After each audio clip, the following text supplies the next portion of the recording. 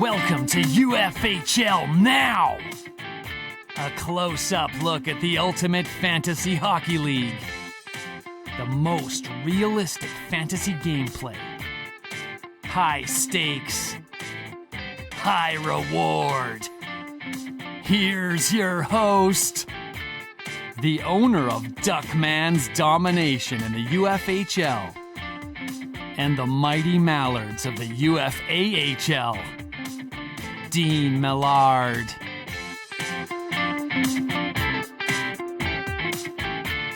Hey there, and welcome to UFHL Now on this absolutely gorgeous Friday afternoon here in just outside of Edmonton. My name is Dean Millard. As mentioned, proud to be an owner of a UFHL, a UFAHL franchise, and affiliated with high-level scouting as well. This is episode number 16, and it's going to be a little bit of a different episode, as I'll tell you in a few minutes. But if you want to get in touch with us, you can reach us on Twitter.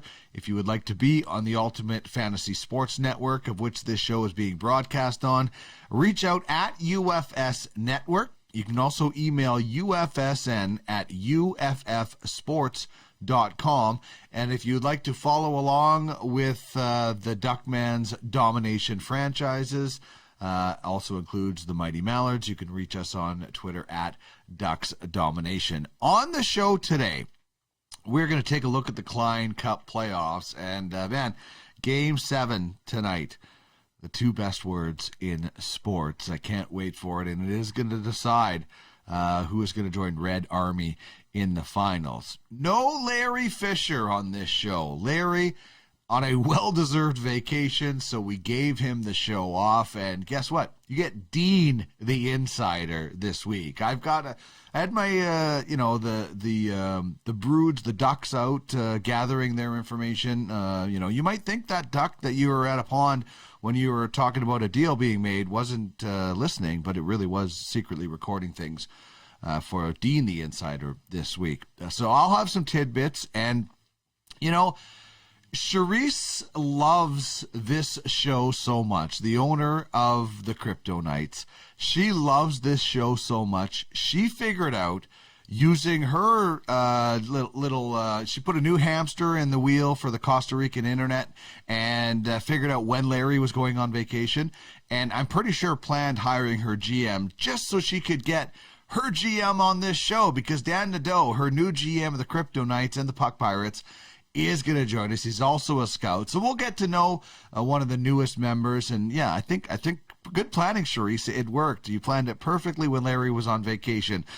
So you could get the Crypto Knights on this show, on your favorite show. So worked out great. Looking forward to that conversation with Dan. Tons of trades to tell you about. Another franchise that is for sale as well. So let's get into all of it right now here on the UFHL Now.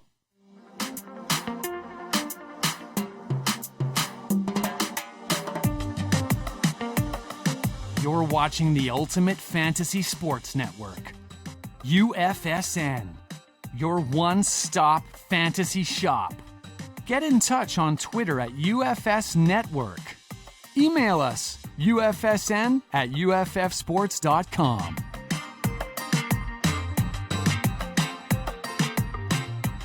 All right, as I welcome in myself as the insider this week, trying to live up at least and make Larry very proud of the work. But, there's certainly some big news, and we can't ignore it just because the insider is on vacation. And, I think the biggest news to come out of the last couple of days, or even the last day, or less than 24 hours since recording this, is that the Dynasty franchise is for sale. Now, this is a franchise that has been on the UFFsports.com website in the marketplace, up for sale for a while, but it appears that the owners, Xavier and Brian, with this franchise, the guys that are the owner and guys that run it and GM, are not happy with some things that are going on, and maybe looking at loading up and buying another sport, possibly in baseball. Brian Hernandez is the director of scouting with the Ultimate Fantasy League Baseball, so they're not going anywhere. They might want to get out of hockey because they're not happy with what they perceive as happening with Red Army, and we'll tell you about that in a second. But they are going to be staying in the platform. As mentioned, Brian, the scouting director, is not going anywhere, and I think they might be looking at baseball. I'm not 100% sure, but they weren't. This is a group that came in and took over a team that was decimated by a guy selling off everything piece by piece, and they took this franchise to respectability. They won the GM of the Year award, so congratulations to that. And they do not like what they're seeing. What they perceive as Luke selling off. Now, the difference is, Luke, and we'll get into it in a second, what sort of Luke seems to be doing. The difference is that team is still competitive, and there is a rule in place that once that team is deemed no longer competitive, there's a line where then things will be frozen, and Luke is not there yet. But anyway, if you are looking for a franchise, there is another one for sale. Check in with the Dynasty Group on Telegram. Reach out on the marketplace on UFFsports.com. If you are looking for a franchise, and as mentioned, they're staying in the game. Brian, the scouting director with UFLB. Okay, the other big news is that the Crypto Knights have hired a GM. Cherise Schultz was saying, for a little the last week, saying, I'm looking for somebody to take over this team and take the Knights and the Puck Pirates to the next level, and they have found their candidate. We're going to interview him in just a little bit, but it's Dan Nadeau. He is taking over the Crypto Knights, the Puck Pirates. He's also joining Prestige Worldwide as a scout. So jumping in with both feet and both arms, and you'll find out that Dan has some pretty good connections and some real-world experience and some fantasy experience in the interview, and what his thoughts are on the Crypto Knights. So congratulations on another partnership being formed, and that's a lot of what this is. And as I explained to Dan, my partnership with High Level Scouting, should I bid on any players that High Level has, is great for me because it's owned by my wife. We use the same bank account, so I'm buying those players basically at cost. As our goal is to grow this. We call it the Mildeco Sports Empire as much as possible. So congratulations to the Crypto Knights. And how about the Bentley Jacks? The newest team in the league have yet to take the ice as the expansion team.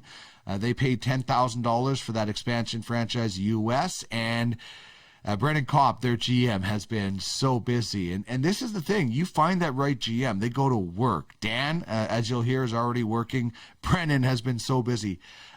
15 deals, apparently. And before anybody worries, I don't know any of these details. I am just getting vague numbers, these numbers, rather, from Larry. So I don't know any of these details because I am a team owner. So when I reach out to different people, these are just the numbers that I'm getting. I don't know any of the specific players, so do not worry about that. But there are 13 of those 15 deals, apparently, that are involving expansion picks. So that expansion draft, man, it's going to be interesting to see all the balls where they're following.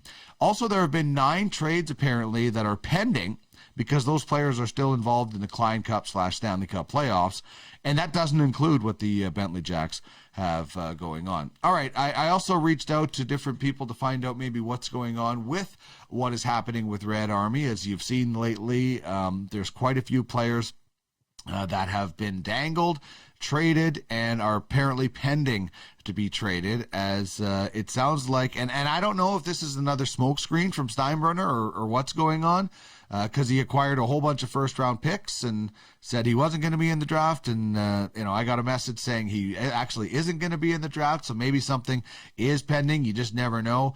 But from what I've been able to piece together, it sounds like Luke is looking to purchase a football team, and not have to sell all of Red Army off. So using those players and going back to the Dynasty guys being upset, this just simply comes down to me as the roster that is still ultra competitive.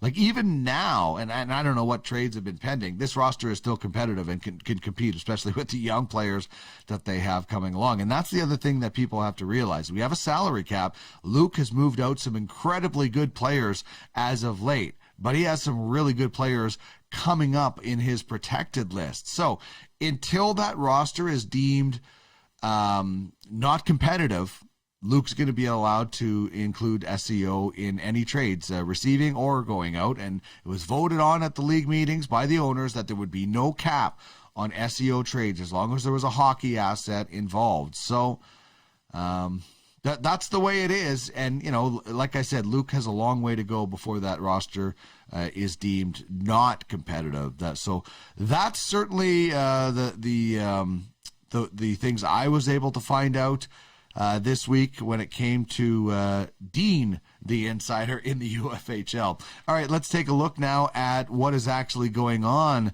with the Klein Cup playoffs. And obviously, Red Army is on to the final. It doesn't matter. But the Ice Vikings Gators matchup is so interesting. It's I think it's like 11 or just under 11 points. And the Ice Vikings going into Game 7. You got Uncle Leo, you got Brock Nelson, and you got Semyon Varlamov.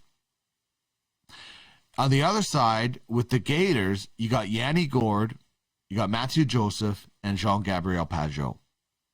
3 guys, 1 game, a lead that could go back and forth all night long, depending on what happens. Sign me up, buckle me in. I cannot wait for Game 7 tonight. And here's what's been going on in the last week as far as players leading the charge. Nick Suzuki getting, I don't know if it's revenge or just, trying to prove a point, but he was a Vegas Golden Knight. Now he's a Canadian, and ultimately he's a member of Red Army for the playoffs. And, man, has this guy been good as of late. 11 shots on goal, 12 hits, and yeah, it's been an impressive playoff for Nick Suzuki, that's for sure. Then you have Brock Nelson of the Vikings, Ice Vikings, assist, 2 points, 7 shots on goal, also has 3 assists.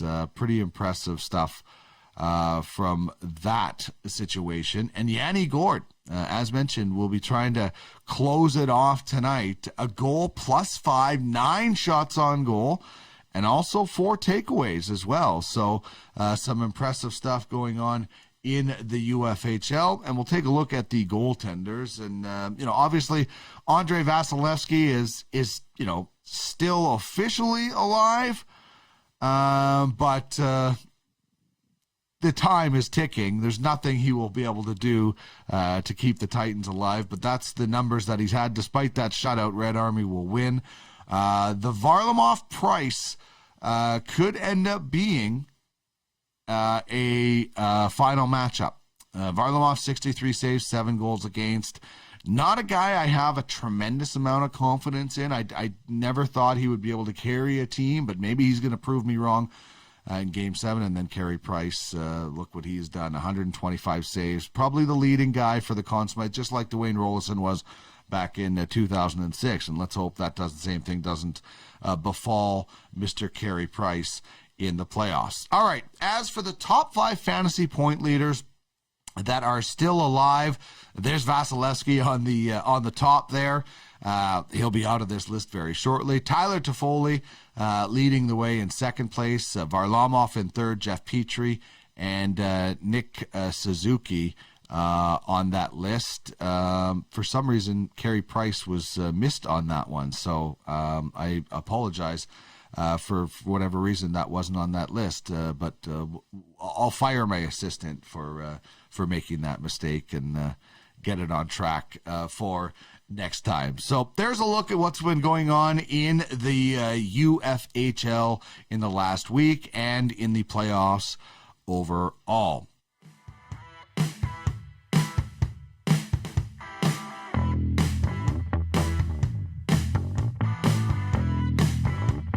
This is UFHL Now with Dean Millard.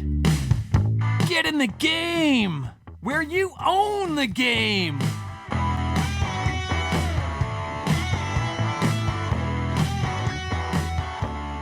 Really pleased to welcome not only to the show, but to the league, the newest GM, named GM of the Crypto Knights and of the Puck Pirates. Dan Nadeau is joining us. And, Dan, I know congratulations are in order. I'm in St. Albert. You're in Sherwood Park. So I know that a cold beverage will be on hand celebrating this week as we approach 35 degrees. And you're in the heat right now in your local area, and you're jumping into the fire with the UFHL. So congratulations. Tell me how it all came about. How did you end up hooking up with Charisse of the Crypto Knights? Well, through Larry Fisher. I've known Larry for a lot of years now. We used to play junior hockey together. And him and I, we've been talking. I've been following the UFHL just kind of through him, and been super interested in it. So he actually reached out to me on Facebook, sent me Charisse's post, and then connected her and I on Telegram. And we had a couple really good conversations, and we just felt super comfortable with each other. And I was fortunate enough that she offered me the position here with the Crypto Knights and the Puck Pirates.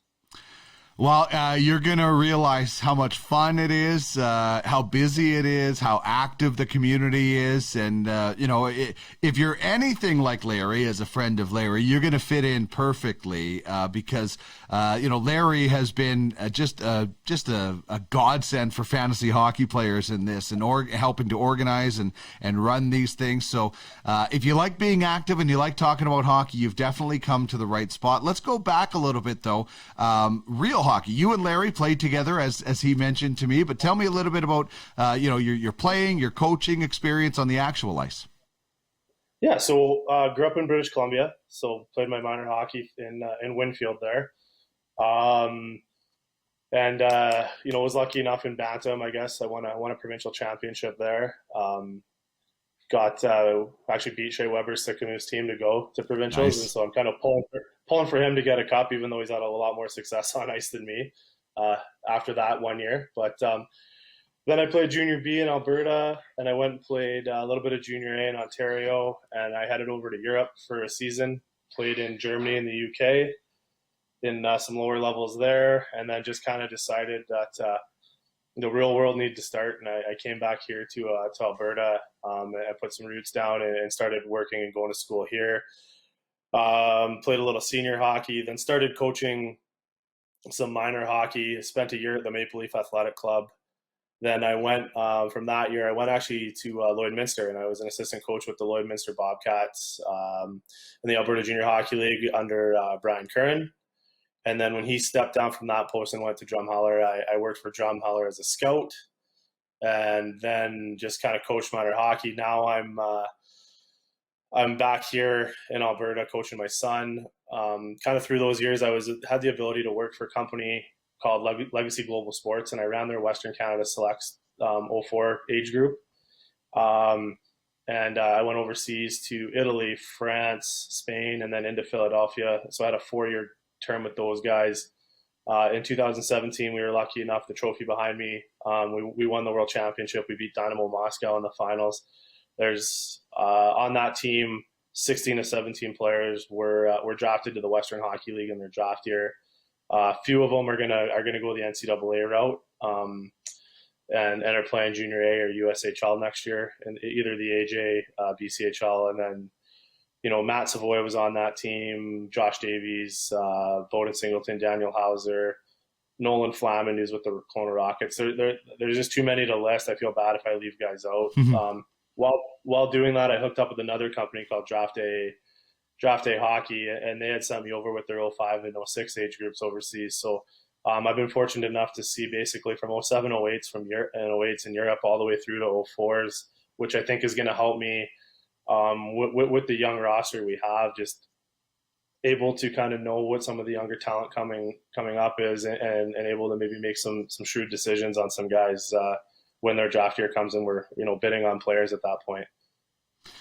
All right, so we're going to get into the roster of the crypto nights. We'll talk a little bit about some scouting, but what about fantasy hockey kind of background and experience with that? As there's a lot of just like when you look at the real game, not every player is going to make a great coach, and not every great hockey player or great hockey coach is going to understand the fantasy and the categories and the nuances of that. So, as much as they are the similar, there's some differences. So tell us a little bit about your fantasy experience. What do you love about fantasy hockey? What do you hate about fantasy hockey? Because this is a passionate group and nobody holds anything back. Like, I can tell you, I'm the president of Let's Get Rid of Plus Minus. I'm the president of that fan club because I think it's the worst stat out there. But tell me a little bit about you and fantasy. Well, I agree with you on the plus minus, even as a coach and a player. It doesn't tell the whole tale, right? But it's there, and it's something we have to deal with. So for me with fantasy, I mean, I've been in a numerous amount of hockey fantasy leagues with a lot of buddies, and I always do fairly well, making playoffs, sometimes winning here and there. I've spent a lot of time, more so. My bigger fantasy kind of play was football. Just easier to kind of be a fan there and let go of some of maybe the ties to certain players you have in the league. So I was doing the football thing, and that's a heavily stat category type of fantasy. So when I was talking with Sharice, it was figuring out how you guys weight your points, things like that, and learning sort of the ins and outs of the UFHL.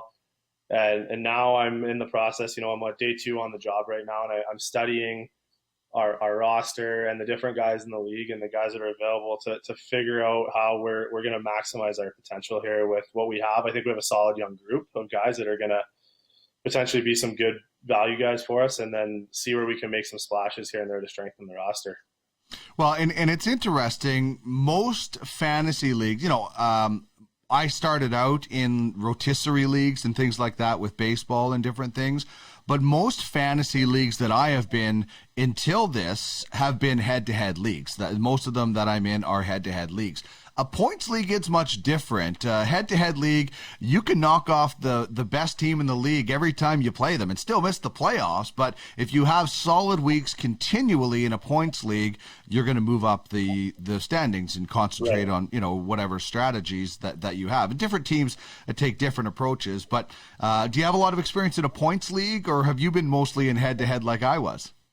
We most of the leagues I've started were back when we fantasy first started, it was definitely mostly points league dominant. So I do have, but yeah, definitely now it's been head to head. So just switching gears from understanding how we're gonna set our roster and our lineup every for the weeks and the months, and the new thing here is having the call ups, right, and the waiver system, and I think the cool thing for me is I always thought I'd be a pretty good GM in the real world. So this is going to be the cool thing for me, is understanding how to manage a cap and the waiver wires, and who needs waivers, who doesn't, and creating just this is as close to real life as you're going to get, I guess, as far as you don't actually get to put the players on the ice and have you don't get the bounces, I guess. Like it's pretty real life without the the day-to-day of managing. I guess I have to count on the GMs and the coaches in the real world to manage the personalities of the players for me, so they're playing well, right? So yeah, it's the closest thing without paying the millions of salaries to the actual players is kind of what it is. And before we get into the roster and all that stuff, what's your crypto experience? This league is built on crypto, and a lot of us, like me, came into it with a lot of fantasy knowledge and fantasy experience and are learning the crypto and are getting really excited about the crypto and the blockchain side. And, we've got announcements in the next little while that are going to blow people away. But what's your experience on that sort of side? Are you learning like us, or do you have some previous experience with it? I'm definitely learning the crypto side of things, but from the talks I've had with Sharice, and even her husband there with Prestige, it's been I think I got two of the best sort of teachers in the game on how the crypto works and how to manage it. So I'm pretty fortunate in that one. So when the stuff comes down to the crypto, I'll definitely lean on their experience for the first little bit and just use them as a resource to me as a GM as to, you know, what I'm doing here with the score tokens. Yeah, that's good people to learn from for sure. Definitely helpful in that way. So, all right, let's dive into the roster now. So, you know, when you first take a look at this roster, and Charisse did a terrific job coming so close to the postseason. But what stands out to you the first time you took a look at this roster? You know, there's obviously a few guys that stand out to me, but who caught your eye? You know, we've got some good, I think, you know, value guys there. Like, I really like Mangiapane there. Stood out to me. I think that's a lot of fantasy points there, but I think he's more. I think he's going to become a bigger role, you know, in that Flames organization, and that's going to lead to more opportunity for us. You know, Andre Kasha there, like, he's low, but if he can come back healthy, that's a guy where she didn't get a lot of points off him this year, and there's a guy to me that, you know, he's, depending where he resigns and different things, here's a guy at not a bad cap hit for us, I think can do bigger things. Taylor Hall, cap's not going up. I don't think he's gonna, you know, I think he's gonna get another show me deal somewhere in a place not named Buffalo, and have the ability to have a couple bounce back years. And again, I think, you know, he's gonna be a good player. And then I like the makeup of some young guys like Mason Appleton and Aston Reese. And I'm just looking through on my phone here. You know, Giordano is going to be a beast on the back end. Orlov, you know, came on strong at the end and very uncharacteristically was kind of slow at the start. Dylan Larkin is another guy, young captain of Detroit. Detroit's only going to get better with Yzerman there. So again, I see him trending upwards. So there's just a lot of really good young pieces that, you know, and I think the nice thing I have is I have an owner with some patience that we're not, you know, it's not Klein Cup or bust next year for us. We're allowed to build, and we're allowed to kind of have some patience to put the right pieces in place to be a contender every year. Like, ideally we want to make the playoffs every year, and that's kind of our goal. And, you know, build this out, you know, the right way. And then, you know, 3-4 years, if we've filled the stable with some good young studs, then, you know, we're that team that, you know, people don't want to have in the playoffs because we've got those guys, right? Yeah, and then, you know, you have some players on the protected list as well that you hopefully can make that step. And you know, you look at your goaltending. Your goaltending right now are two proven goaltenders that by the time you guys are ready to contend, you'll probably be upgrading that in as far as getting younger. But these are two good goaltenders to have right now that can kind of transition you guys into that. That's the way I look at it. But what about some of the guys on the protected list that you might be excited about in the next, you know, the guys that are going to be able to help take this franchise to that next level? Well, I'm looking at a kid like Cole Lind in Vancouver that hopefully can step in here soon and play. I mean, he's got some high end talent. You know, further down that list, you know, Chalowski in Detroit again. Try. He's going to have to get in the lineup there soon. And then another one that interests me is Sam Rukov with the Oilers. I mean, him, Broberg, and Bouchard got to get in the lineup eventually. And if not, I think, you know, as an Oiler fan too, moving on from one of them and getting them the opportunity to play in the NHL. So you're hoping that, you know, I hope Sam Rukov goes to the Oilers because I think that'll help him get points being able to play in that lineup. But if he gets moved on from the Oilers, you know, see where he goes. And he's another dynamic, you know, defenseman that I think can get us some points. And he blocks shots. He does little things well, right? So yeah, fills out the categories. You know, our franchise is thinking the same thing with Broberg, and you're right. You know, maybe not all of them are going to break in definitely at the same time, or there's no guarantee, but if they get moved and get a new opportunity, that just provides more fantasy value for a different guy. Let's switch quickly to the scouting side. Obviously, you mentioned some of the players that you've been able to work with coaching.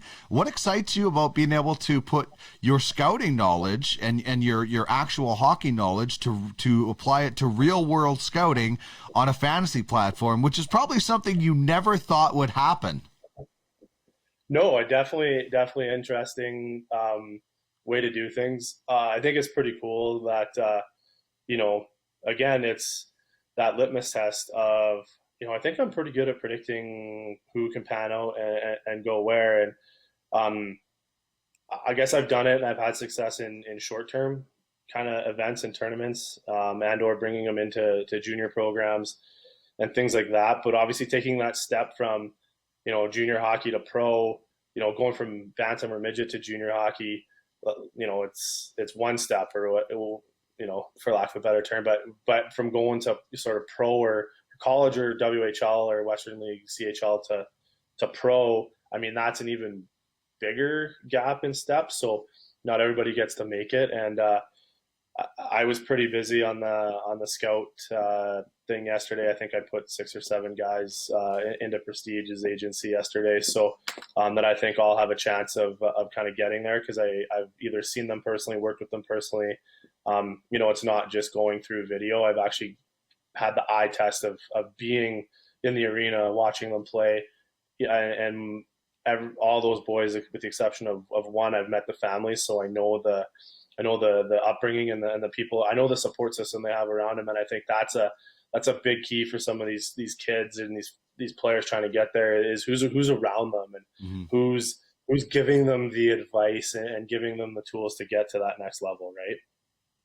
Indeed. And the 21, 22, 23 prospects are, I'm not going to say there's not good players still out there, because there's players getting registered every day. The majority of the players, however, kind of have been scouted, listed, auctioned off. But the good news for you is that 2024 is right around the corner. We'll be auctioning off 64 players for the 2024 draft this summer. And then after that, it's open market. And that's where people really get to put their scouting knowledge to use, or their personal relations to use, where about a player that maybe not a lot of people know about that you think can develop into something.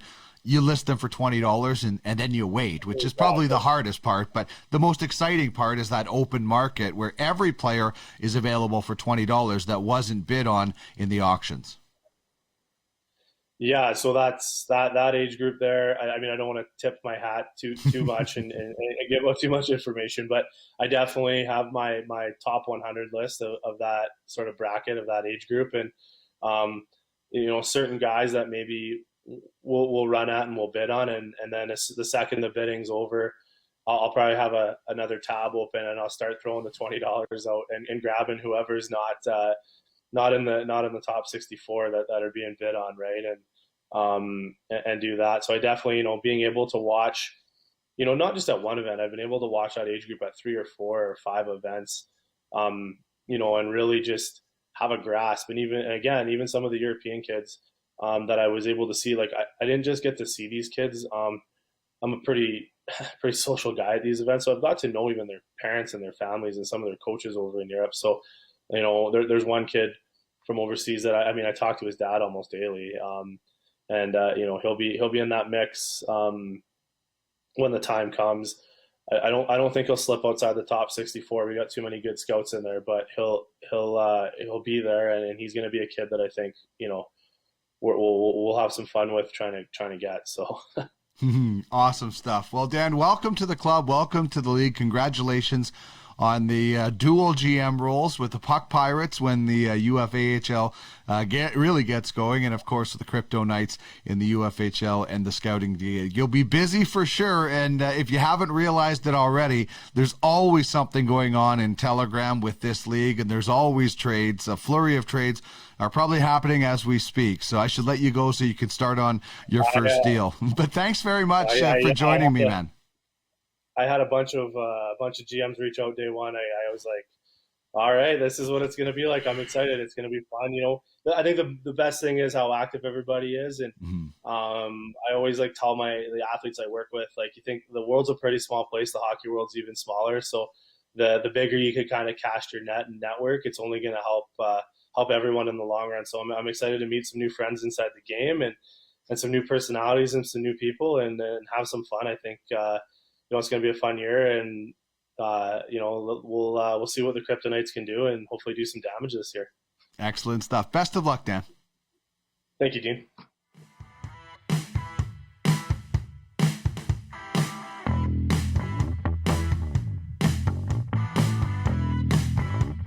This is UFHL Now with Dean Millard.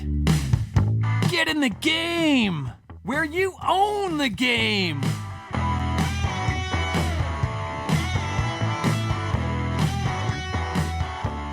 I want to tell you a little bit about the UFSN. We have some tremendous programming going on. You can see some of the shows right now on the YouTube channel, and certainly we have huge plans in our collaboration with Athlete Owned Sports, AO Sports, Nick Lewis and the gang. Here's some of the shows that we have going right now.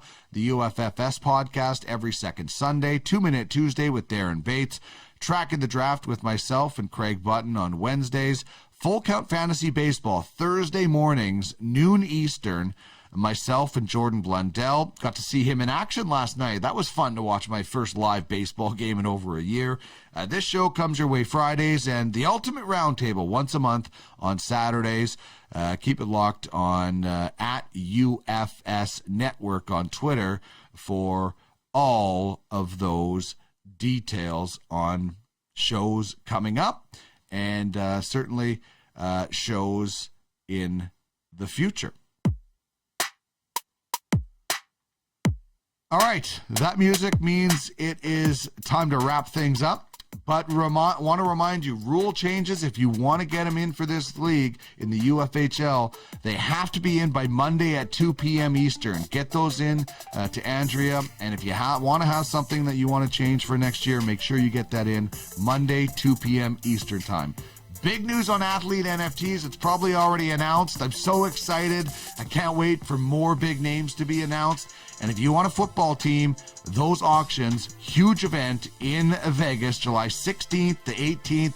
It's going to be outstanding. Also, the call is out for scouts to join us on the Ultimate Roundtable next month. We'll be recording that.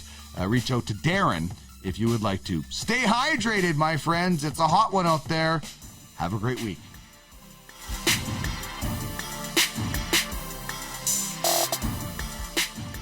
UFHL Now is produced by DM Productions. To get in touch, head to www.podcastalley.ca.